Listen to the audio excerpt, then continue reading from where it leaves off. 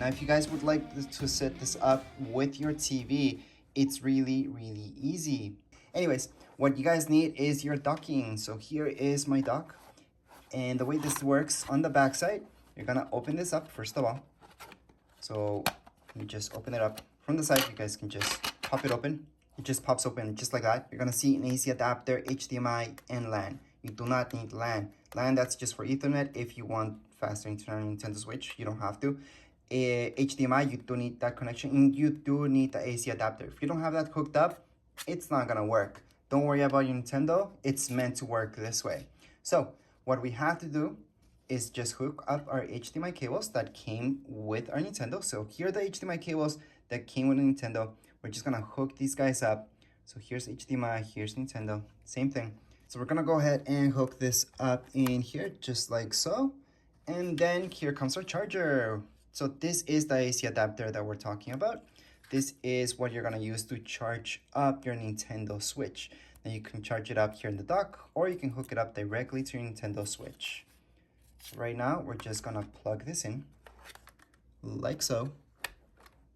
We're gonna run the cables through the side, just like you saw right now. They're just coming through the side. We're gonna close this off. Do we have to close it off? No, you could just leave it open. It's no big deal. It's just gonna snap in, as you guys will hear right now. There we go. As long as it snaps in, you're good. So it should be nice and flush. Cables coming from the side. Now this will obviously go to your monitor or your TV. Just make sure which source you're plugging it into. Just remember that one. So you will have to change your TV to source 1, source 2, source 3, depending which one it is.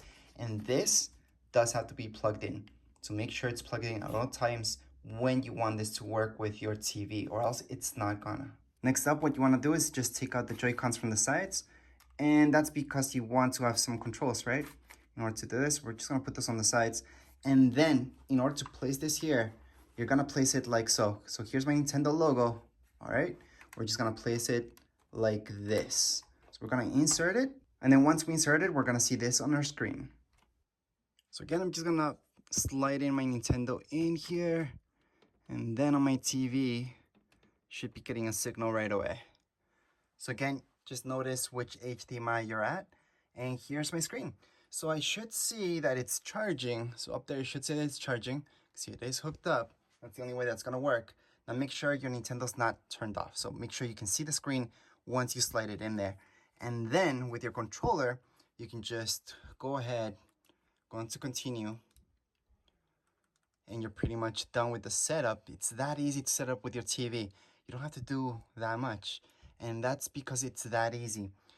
So right now, what you have to do is control everything with your Joy-Cons. So I could choose my settings here, my system settings. And then scroll all the way down. You're gonna see TV settings. So here's your resolution. Most likely, everything's okay. But click on it and make sure it is what you want it to be. So if your TV can go up to 1080, go ahead and do that. That's all Nintendo can do anyways. And right here, we have RGB.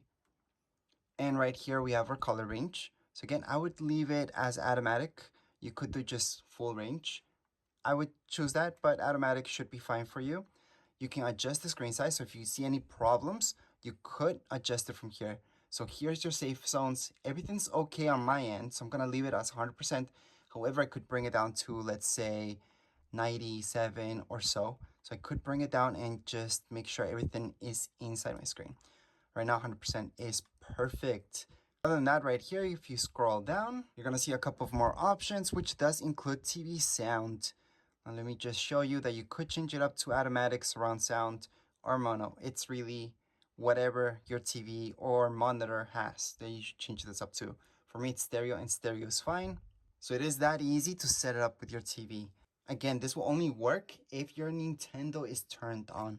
What does that mean? Well, let me just slide it out because you can do that. So right now I just slid it out. Yeah, it's very dark. Make sure the screen is on once you slide it in. Don't let it turn off on you. So then slide it in.